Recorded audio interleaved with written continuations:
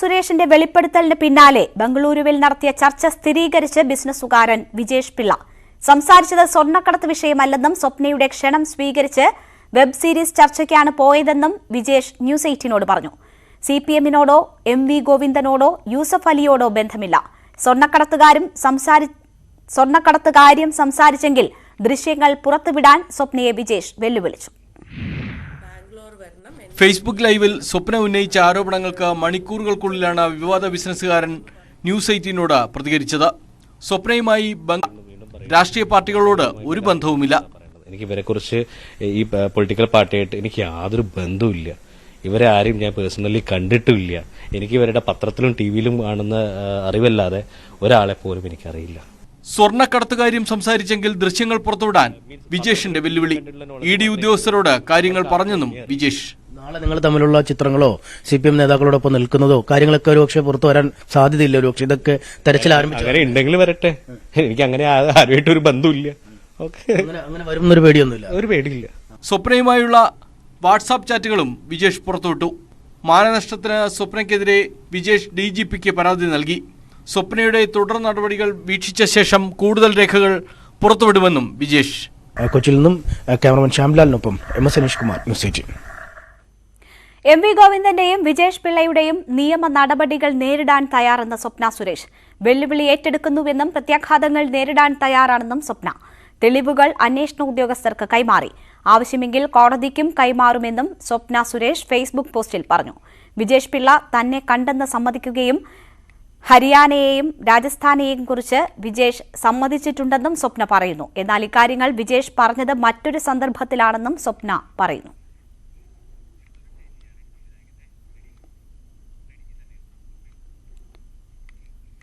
വിജേഷ് പിള്ളയ്ക്കെതിരെ കൂടുതൽ ആരോപണങ്ങൾ വരുന്നു. വിജേഷ് തട്ടിപ്പുകാരനെന്ന് സിനിമാ മേഖലയിൽ നിന്ന് തന്നെ ആരോപണം ഉയരുന്നു. ഇപ്പോൾ സംവിധായകൻ മനോജ് കാന നമ്മോടൊപ്പം ചേരുകയാണ്. ശ്രീ മനോജ്, താങ്കൾക്ക് എങ്ങനെയാണ് വിജേഷ് പിള്ളയെ പരിചയം? വിജേഷ് പിള്ളയെ ഞാൻ പയ്യന്നൂർക്കാരനായിട്ടുള്ള ഒരു ഗിരീഷ് കുന്നുമ്മൽ എന്ന് പറഞ്ഞിട്ടൊരു ആളുണ്ടായിരുന്നു. അയാൾ ത്രൂ ആണ് ഞാൻ ഈ വിജേഷ് പിള്ളയെ പരിചയപ്പെടുന്നത്. അതായത് എന്റെ ഒരു പടത്തിന്റെ OTT വിൽപ്പനയുമായി ബന്ധപ്പെട്ടിട്ടാണ് കാണുന്നത്. പക്ഷെ അത് എല്ലാ അർത്ഥത്തിലും ഞങ്ങളെ കംപ്ലീറ്റ് ഒരു ട്രാപ്പിൽ പെടുത്തുന്ന രീതിയിലായിരുന്നു അവരത് കൈകാര്യം ചെയ്തത്. യഥാർത്ഥത്തിൽ ഈ ഗിരീഷ് കുന്നുമ്മൽ എന്ന് പറയുന്നത് ഒക്കെ ഇതേ രീതിയിൽ പല രീതിയിൽ എക്സിക്യൂട്ടീവ് പ്രൊഡ്യൂസർ എന്നൊക്കെ പറഞ്ഞ് പല ആളുകളിൽ നിന്ന് കാശ് വാങ്ങി നടക്കുന്ന ഒരാളാണ്. അതേ ഒരു കാറ്റഗറിയിലുള്ള ആൾ തന്നെയാണ് ഇത്. നമ്മൾ പറഞ്ഞത് വലിയ വാഗ്ദാനങ്ങളും വലിയ ലാഭ കണക്കുകളും ഒക്കെ പറഞ്ഞ് ഞങ്ങളുടെ പടം അവിടെ വാങ്ങുകയും ഈ റവന്യൂ ഷെയറിംഗ് എന്നുള്ള രീതിയിൽ ആണ് എഗ്രിമെന്റ് സൈൻ ചെയ്തത്.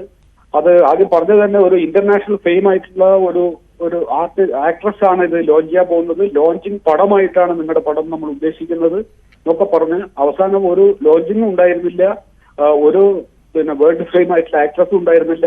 നമ്മുടെ പടത്തിന് കിട്ടിയിട്ടുള്ള നാഷണൽ അവാർഡും സ്റ്റേറ്റ് അവാർഡുകളും ഇന്റർനാഷണൽ അവാർഡുകളൊക്കെ കിട്ടിയിട്ടുള്ളതിന്റെ പബ്ലിസിറ്റി അവരുടെ ആക്ഷൻ പ്രൈം OTT അത് ലോഞ്ച് ചെയ്യാൻ യഥാർത്ഥത്തിൽ ചെയ്തത്. ഒരാൾക്ക് സിനിമ കാണാൻ കഴിഞ്ഞത് വളരെ ചുരുക്കം 10-40 ആളുകൾക്കാണ് പടം കാണാൻ പറ്റിയത്. കാരണം ഒന്നിന്റെ ലൈസൻസ് ഉണ്ടായിരുന്നില്ല ലോഞ്ച് ചെയ്യുമ്പോഴേ. ഒരു TVയിലേക്ക് അത് കാണിക്കാൻ പറ്റില്ല. അതുപോലെ ആൻഡ്രോയിഡ് ഫോണിൽ കാണാം. അത് തന്നെ രാവിലെ ഒന്ന് വൈകുന്നേരം പേര് ഇരുന്നാലായിരിക്കും ഒരു ഷോ കണ്ടു തീരുക. അതുപോലെ ആപ്പിളിൽ ഒന്നിലും പടം കാണാൻ പറ്റുന്നുണ്ടായിരുന്നില്ല. ഓരോ ദിവസം പറയുമ്പോഴും ഇപ്പം ശരിയാവും, നാളെ ശരിയാവും, രാത്രി ശരിയാവും എന്നൊക്കെ പറഞ്ഞ് ഒരാഴ്ച വരെ നമ്മൾ കാത്തു നിന്ന് ഇത് കള്ളത്തരാണെന്നും തട്ടിപ്പാണെന്നും മനസ്സിലാക്കിയ ശേഷം നമ്മൾ എഗ്രിമെന്റ് ക്യാൻസൽ ചെയ്ത് കണ്ടന്റ് തിരിച്ചു വാങ്ങിക്കാൻ തന്നെ പൈസ അങ്ങോട്ട് 40 സംതിങ് ₹1000 അങ്ങോട്ട് തിരിച്ചു വാങ്ങിച്ചവര്. കാരണം നമുക്കത് ആവശ്യമായിരുന്നു കണ്ടന്റ് തിരിച്ചു വാങ്ങേണ്ടത്. അതല്ലാണ്ട് സാമ്പത്തിക നഷ്ടം വേറെ ഉണ്ടായോ? വേറെ അത് ഏകദേശം ഒരു ₹2 കോടി ചെലവായിട്ടുള്ള പടമാണ്. പിന്നീട് ആ പടം വിൽക്കാൻ പറ്റില്ല. കാരണം ഇത് ഓൾറെഡി റിലീസ് ചെയ്ത് കഴിഞ്ഞു. ഒരു OTT പ്ലാറ്റ്ഫോം പിന്നീട് എടുക്കില്ല. അതന്നെ ഒരു വലിയ ഒരു പ്ലാറ്റ്ഫോമായിട്ട് നമ്മൾ ബിസിനസ് സംസാരിക്കുന്നതിന് ഇടയിലാണ് ഈ ഗിരീഷ് കുന്നുമ്മൽ വന്ന് പറഞ്ഞത് നിങ്ങൾക്ക് അതിനേക്കാളും കാശ് ഇതിൽ കിട്ടും, ഇതിങ്ങനെയാണ്, ഇതിപ്പോ ഏറ്റവും അഡ്വാൻസ്ഡ് ആയിട്ടുള്ള ഒരു ടെക്നോളജിയിലാണ് ഈ OTT പ്ലാറ്റ്ഫോം ലോഞ്ച് ചെയ്യാൻ പോകുന്നത്. അത് വേൾഡിൽ ഏറ്റവും നമ്പർ 1 ആയിട്ട് മാറും. അതിന്റെ ഒരു തുടക്കം കുറിക്കാൻ നിങ്ങളുടെ പടത്തിന് സാധിക്കും, വലിയ വരുമാനം ഉണ്ടാവും എന്നൊക്കെ പറഞ്ഞ് ഞങ്ങളെ തെറ്റിദ്ധരിപ്പിച്ച് ഞങ്ങളുടെ പടം എന്ന് വെച്ചാൽ ആയിരക്കണക്കിന് ആളുകളുടെ ഫണ്ട് കൊണ്ടുണ്ടാക്കിയ പടമാണ്. തീർച്ചയായും ശ്രീ മനോജ് ഖാന, താങ്കൾ അവാർഡ് വിന്നർ ആയിട്ടുള്ള ഒരു ഡയറക്ടറൊക്കെയാണല്ലോ. താങ്കൾക്ക് ഒരു OTT പ്ലാറ്റ്ഫോം കണ്ടെത്തുക അത്ര സാധ്യമല്ലാത്ത കാര്യമൊന്നുമല്ല. എന്നിട്ട് പോലും ഇങ്ങനെ ഈ ആക്ഷൻ OTT ഓപ്റ്റ് ചെയ്യാനുള്ള കാരണം എന്താണ്? ഇയാളുടെ സംഭാഷണത്തിലും സംസാരത്തിലും ഒക്കെ വീണു പോവുകയായിരുന്നോ നിങ്ങൾ? അതെ, ഇവരൊന്നും നമ്മളെ പോലെ അല്ലല്ലോ. ഇവര് സംസാരിച്ച് നമ്മളെ അത്ര ആകർഷണീയമായിട്ടാണ് സംസാരിക്കുക. അതുപോലെ അതിന്റെ ടെക്നിക്കൽ കാര്യങ്ങൾ, അതിപ്പോ ഞാൻ ഇതിനകത്ത് പറഞ്ഞാലും കാഴ്ചക്കാർക്ക് മനസ്സിലാവുന്നില്ല. ഇതിന്റെ അത്രയും പെർഫെക്റ്റിലാണ് അവര് പ്രസന്റ് ചെയ്യുന്നത്. അപ്പൊ നമ്മൾ അതേ ട്രാപ്പിൽ വീണു പോവുകയാണ്. പിന്നീടും ഇവർ സമ്മതിക്കുന്നില്ല. ഇവരുടെ ലൈസൻസ് ഇല്ലായ്മയാണെന്നോ ഇവരുടെ തെറ്റാണെന്നോ ഒന്നും സമ്മതിക്കുന്നില്ല. ഇപ്പൊ ശരിയാവും, രാത്രി 12 മണിക്ക് ശരിയാവും എന്നൊക്കെ പറഞ്ഞ് നമ്മളിങ്ങനെ ഏകദേശം ഒരാഴ്ചക്ക് മേലെ അവർ ഇതേ രീതിയിൽ നമ്മളെ വെച്ച് ഉരുട്ടി. പിന്നീടാണ് നമ്മൾ മനസ്സിലായത് ഇവർക്ക് ഒന്നിനും ലൈസൻസേ കിട്ടിയിരുന്നില്ല.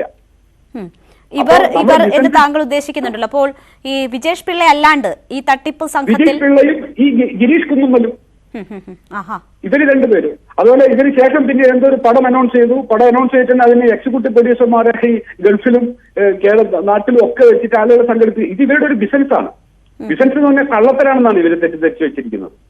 ഇങ്ങനെ ഒരു ടീം ഇന്നലെ വന്നൊരു വാർത്ത, ഗോവിന്ദൻ മാഷ് പോലെ CM ഒക്കെ ഇടപെട്ട് ഇവർക്ക് പൊളിറ്റിക്സ് പോയിട്ട് ഇവർക്ക് ആരാ മുഖ്യമന്ത്രി എന്ന് വെച്ചാൽ ചിലപ്പോൾ കേൾക്കാനായിരുന്നു പറയും. അത്രയും സെൻസ് ഇല്ലാതെ വളരെ ഫ്രോഡായിട്ട് ഈ കാണുന്ന ഒരു ഞാനൊക്കെ കാണുന്ന ആൾക്കാരാണ് ഇവര്. കാരണം വളരെ സത്യസന്ധമായി വർക്ക് ചെയ്യുന്ന ഫിലിം ഫീൽഡിലായിക്കോട്ടെ ഏത് ഇതിലായിക്കോട്ടെ അവരൊക്കെ ട്രാപ്പിൽ പെടുത്തിയിട്ട് തീർച്ചയായും നിങ്ങൾക്ക് ഈ രീതിയിലുള്ള ബുദ്ധിമുട്ടുകളും ഒരു തട്ടിപ്പിന് സമാനമായ അനുഭവങ്ങളും ഉണ്ടായതിനു ശേഷം എന്തെങ്കിലും നിയമ നടപടികൾക്ക് മുതിർന്നിരുന്നോ നിങ്ങൾ? നമ്മളത് ഇതെടുക്കുന്ന ഈ കണ്ടന്റ് തിരിച്ചു വാങ്ങിച്ചതിന് ശേഷം ഞങ്ങൾ പത്രസമ്മേളനം നടത്തി എറണാകുളത്ത്. ആ സമയത്തും ഇതിൽ പെട്ടിട്ടുള്ള ചില ആളുകൾ ഞങ്ങൾ വിളിച്ചു പത്രസമ്മേളനത്തിൽ പങ്കെടുക്കാൻ. പക്ഷെ ആർക്കും ധൈര്യമില്ല. കാരണം ഇത് ഫിലിം ഇൻഡസ്ട്രിയിൽ നിന്ന് അത് പിന്നീട് പുറന്തള്ളപ്പെടുമെന്നൊക്കെയുള്ള പേടിയാണ്. അവരോട് ഞാൻ അങ്ങനെ ഒരു ഭയത്തിന്റെ അടിസ്ഥാനം എന്താണ്? ഇവർക്ക് വലിയ കണക്ഷൻസ് ഉള്ളവരാണോ? ഇവർക്ക് ഒരുപാട് കണക്ഷൻസ്. കാരണം ഇവർ പല ടെലിവിഷൻ ചാനലായിട്ടും ചില ഡയറക്ടേഴ്സായിട്ടും പ്രൊഡ്യൂസേഴ്സായിട്ടും ഒക്കെ കണക്ഷൻ ഉണ്ടല്ലോ. അപ്പൊ ഇവര് ഒരു ഡയറക്ടർ എന്നുള്ള നിലയിൽ അയാളുടെ ഭാവിയിൽ ഇത് ബാധിക്കുമെന്ന് പേടിച്ചിട്ടാണ് ഇത് പറയാൻ മടിക്കുന്നത്. ഞാൻ പറഞ്ഞു നിങ്ങളൊരു കാര്യം എന്റെ കൂടെ വന്നോളൂ, ഞാൻ തൂമ്പപ്പണി പഠിപ്പിക്കുക, നിങ്ങൾ ആരെ പേടിക്കേണ്ടത്. പക്ഷെ ഒരാളും വന്നില്ല. ഞാൻ ഒറ്റയ്ക്ക് ഇവരുടെ കണക്ഷൻസ് ഈ സിനിമാ മേഖലയിൽ ഒതുങ്ങുമോ അതോ രാഷ്ട്രീയ രംഗത്തെ ആളുകളുമായും കണക്ഷൻസ് ഉണ്ടാകുമോ? രാഷ്ട്രീയ രംഗത്ത് കണക്ഷൻ ഉണ്ടോന്ന് എനിക്ക് അറിയില്ല.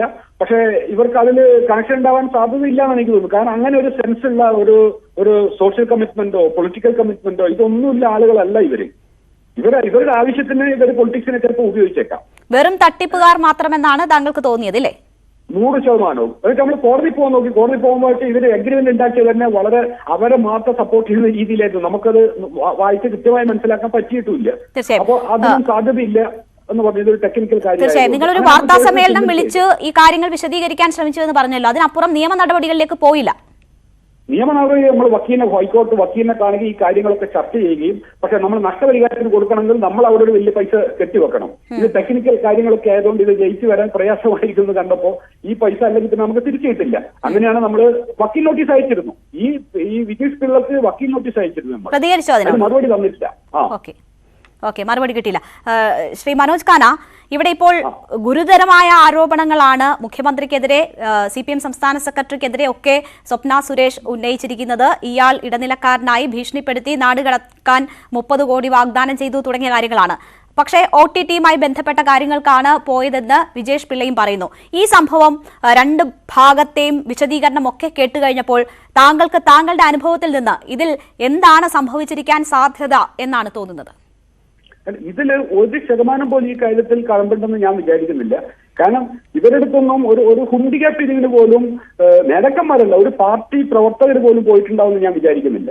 ഈ ഗോവിന്ദൻ മാഷ് ആരാണെന്ന് പോലും ഈ വിജേഷ് പിള്ളക്കോ ഗിരീഷ് കുന്നുമല്ലെന്ന് അറിയുന്നില്ല. കാരണം അവരുടെ ഒരു മേഖല വേറെതാണ്.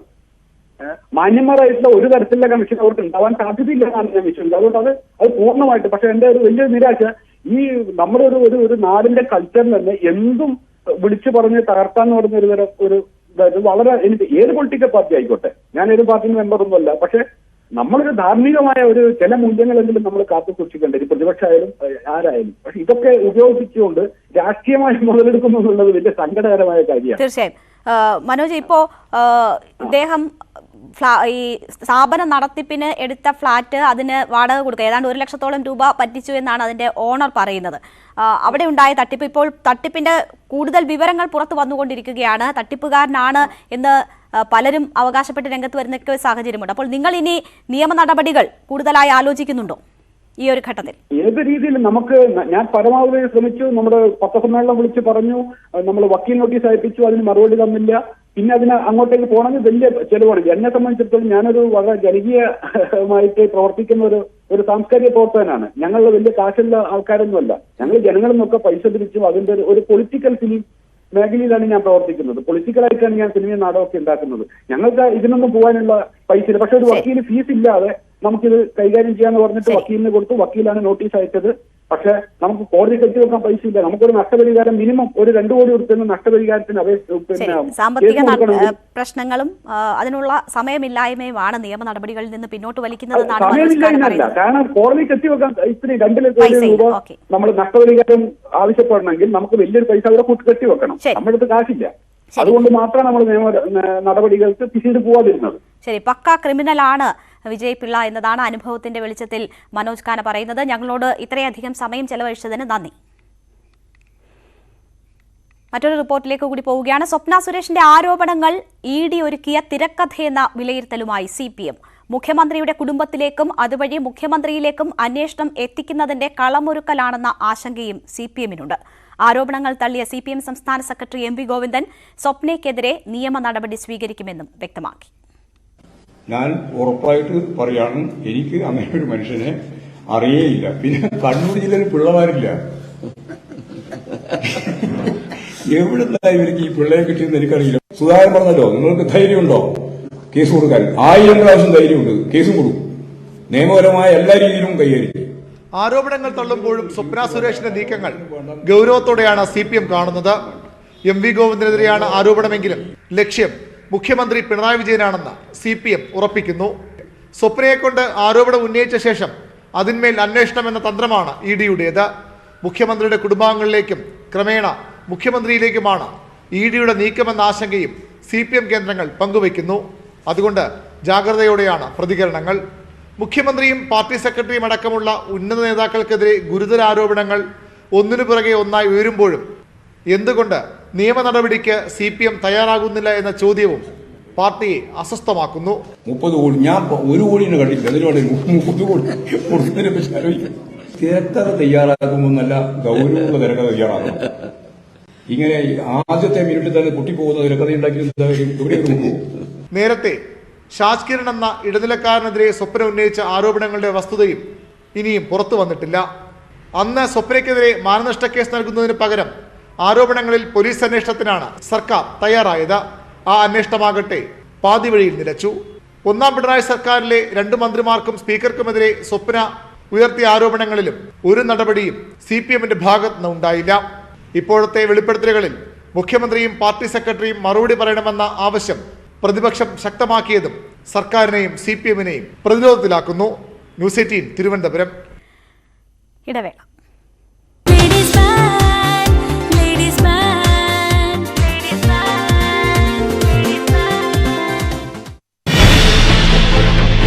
ഓരോ വാർത്തയ്ക്കും പിന്നാലെ ഞങ്ങളുടെ നിതാന്ത ജാഗ്രത.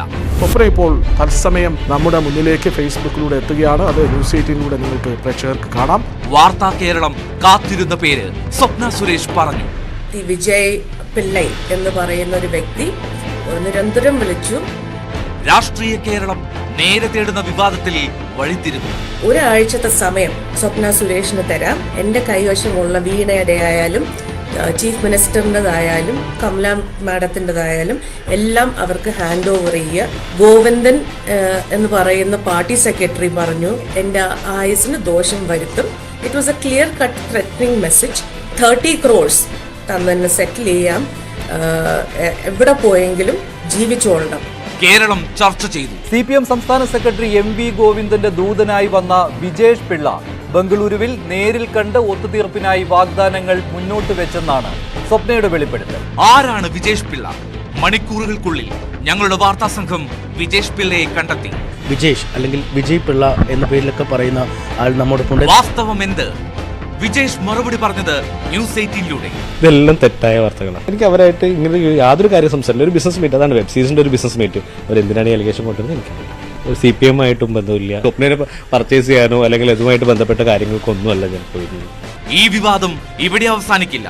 ഞങ്ങളുടെ വാർത്താ ദൗത്യവും നേരെ തേടിയുള്ള യാത്ര തുടരും. ഓരോ വാർത്തയിലും എന്നും ഒരു പടി മുന്നിൽ. വാർത്തകൾ തുടരുന്നു. കൊച്ചിയിലെ ജനങ്ങളെ മാലിന്യപ്പുകയിൽ നിന്ന് എന്ന് രക്ഷിക്കാനാകുമെന്ന് ഉറപ്പ് നൽകാനാകാതെ മന്ത്രിമാർ. തീ എപ്പോൾ അണയ്ക്കാനാകുമെന്ന് പറയാനാകില്ലെന്ന് മന്ത്രി പി രാജീവ്. വീണ്ടും തീ പിടിക്കുന്നതാണ് പ്രശ്നമാകുന്നതെന്ന് മന്ത്രി എം പി രാജേഷ്. ബ്രഹ്മപുരം സന്ദർശിച്ച ശേഷമായിരുന്നു മന്ത്രിമാരുടെ പ്രതികരണം.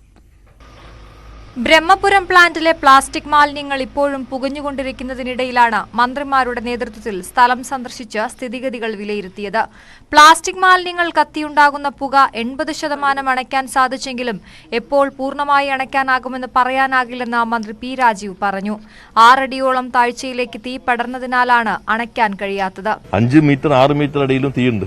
ഇപ്പോൾ താഴേന്നെടുത്ത് ഈ കനൽ പുറത്തേക്കിട്ട് വെള്ളം ഒഴിക്കുക ചെയ്യുന്നത്. അപ്പോൾ അത് കഴിഞ്ഞിട്ട് ക്ലിയറായി കുറെ കഴിയുമ്പോഴായിരിക്കും മീത്തൻ വന്നിട്ട് വരുന്നത്. അപ്പൊ ഇത്ര ദിവസം എന്ന് പറയാൻ ഇപ്പോൾ അങ്ങനെ ഞങ്ങൾ പറയുന്നില്ല ഈ അനുഭവങ്ങളുടെ അടിസ്ഥാനത്തിൽ. കൊച്ചിയിലെ മാലിന്യ പ്രശ്നം പരിഹരിക്കാൻ സർക്കാർ ആക്ഷൻ പ്ലാൻ തയ്യാറാക്കുമെന്ന് മന്ത്രി എം പി രാജേഷ് പറഞ്ഞു. തീ അണച്ചാലും വീണ്ടും തീ പിടിക്കുന്ന സ്ഥിതിയാണ്. എങ്കിലും സ്ഥിതിഗതികൾ ഏറെക്കുറെ നിയന്ത്രണ വിധേയമാണെന്നും എം പി രാജേഷ്.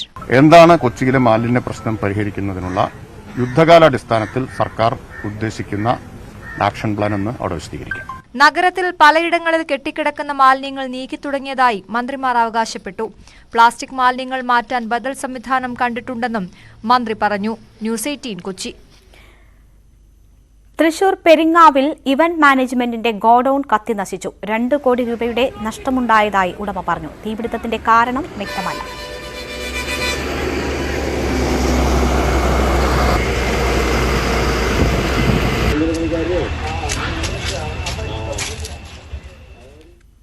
സംസ്ഥാനത്തെ 1ാം വർഷ ഹയർ സെക്കൻഡറി പരീക്ഷയുടെ ചോദ്യപേപ്പർ ചുവപ്പ് നിറത്തിൽ അച്ചടിച്ചത് പ്രയാസമുണ്ടാക്കുന്നുവെന്ന് വിദ്യാർത്ഥികൾ.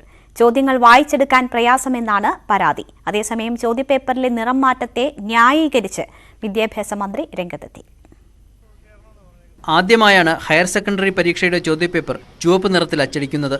1ാം വർഷ +1 പരീക്ഷയുടെ ചോദ്യപേപ്പറിനായിരുന്നു നിറം മാറ്റം. ചോദ്യങ്ങൾ വായിച്ചെടുക്കാൻ പ്രയാസമുള്ളതായി വിദ്യാർത്ഥികൾ പറഞ്ഞു. നിറമാറ്റം പ്രശ്നമില്ലെന്ന് പറഞ്ഞവരുമുണ്ട്. ബുദ്ധിമുട്ടായിരുന്നു. ഇത് ബ്ലാക്ക് ആയിരുന്നെങ്കിൽ കുറച്ചുകൂടി നമുക്ക് പെട്ടെന്ന് അത് മനസ്സിലാവും ചെയ്യും. പിന്നെ ഇത്രയും നാള് ബ്ലാക്കിൽ എഴുതിയിട്ട് റെഡ് വന്നപ്പോൾ ആ ഒരു ചേഞ്ച് നമുക്ക് ഫീൽ ചെയ്യുന്നുണ്ട്. +2 ബ്ലാക്ക് ആയിരുന്നു, പെട്ടെന്ന് കണ്ടപ്പോൾ ഏത് കളർ അങ്ങനെയാണ് നോക്കിയ. അതേസമയം ചോദ്യപേപ്പറിലെ നിറം മാറ്റത്തെ വിദ്യാഭ്യാസ മന്ത്രി ന്യായീകരിച്ചു. ചുവപ്പ് നിറത്തിന് എന്താണ് കുഴപ്പമെന്നായിരുന്നു മന്ത്രി വി ശിവൻകുട്ടിയുടെ ചോദ്യം. എന്റെ ശ്രദ്ധയപ്പെട്ടിട്ടില്ല, നോക്കിയിട്ട് പറയാം. ചുവപ്പ് കളറിലാണ് അടിച്ചിരിക്കുന്നത് 1ാം ക്ലാസ് 1ാം പേപ്പർ ഇവിടെ +1 അത് ചുവപ്പ് കളറിന് കുഴപ്പമൊന്നും കുഴപ്പമുണ്ടായില്ല. സാധാരണ ഇല്ലാത്ത കറക്റ്റിലാണ്. അതൊന്നും ഒരു പ്രശ്നമായിട്ടുണ്ട്. Higher secondary, vocational higher secondary പരീക്ഷകൾക്കാണ് തുടക്കമായത്. കടുത്ത ചൂടിന്റെ സാഹചര്യത്തിൽ 1 മുതൽ 9ാം ക്ലാസ് വരെയുള്ള പരീക്ഷയുടെ സമയക്രമീകരണങ്ങളിൽ മാറ്റം വരുത്തും. 1 മുതൽ 9 വരെയുള്ള പരീക്ഷ സംബന്ധിച്ചിടത്തോളം ഒരു ക്രമീകരണം നടത്തേണ്ടതായിട്ടുണ്ട്. നമ്മൾ യഥാർത്ഥത്തിൽ ഈ റിസൾട്ട് സമയത്ത് പ്രഖ്യാപിക്കുന്നതിന് വേണ്ടി ജൂൺ മാസം 1-ാം തീയതി തന്നെ സ്കൂൾ തുറക്കുന്നതിന് വേണ്ടിയാണ് അങ്ങനെ ഒരു ടൈം ടേബിൾ ഉണ്ടാക്കിയത്. ചെറിയ ക്രമീകരണം ഈ ചൂടിന്റെ പശ്ചാത്തലത്തിൽ എങ്ങനെ ഒന്ന് ക്രമീകരിക്കാൻ പറ്റുമെന്ന് സംബന്ധിച്ച് ആലോചിച്ചുകൊണ്ടിരിക്കുകയാണ്. ന്യൂസ് 18 തിരുവനന്തപുരം. മന്ത്രി ആന്റണി രാജുവിനെതിരായ തൊണ്ടി മുതൽ മോഷണ കേസ് ഹൈക്കോടതി റദ്ദാക്കി. അതേസമയം നിയമാനുസൃതമായ നടപടിക്രമങ്ങൾ പാലിച്ച് വീണ്ടും നിയമ നടപടികൾ ആരംഭിക്കുന്നതിന് ഉത്തരവ് തടസ്സമല്ല എന്നും ജസ്റ്റിസ് എ സിയാദ് റഹ്മാൻ നിർദ്ദേശിച്ചു. കേസ് രജിസ്റ്റർ ചെയ്തതിലെ അപാകതയും നിയമപ്രകാരമുള്ള നടപടികൾ പൂർത്തിയാകാത്ത കേസിൽ കുറ്റപത്രം സ്വീകരിച്ച വിചാരണ കോടതി നടപടിയും ചോദ്യം ചെയ്താണ് മന്ത്രി ആന്റണി രാജു കോടതിയെ സമീപിച്ചത്. 1990 ഏപ്രിലിൽ തിരുവനന്തപുരം വിമാനത്താവളത്തിൽ വെച്ച് അടിവസ്ത്രത്തിൽ മയക്കുമരുന്ന് ഒളിപ്പിച്ച നിലയിൽ വിദേശ പൌരനെ പിടികൂടിയിരുന്നു. പ്രതിയെ രക്ഷിക്കാൻ വേണ്ടി അന്ന് തിരുവനന്തപുരം ബാറിലെ അഭിഭാഷകനായിരുന്ന ആന്റണി രാജു തൊണ്ടി മുതലിൽ കൃത്രിമത്വം കാണിച്ചെന്നാണ് കേസ്.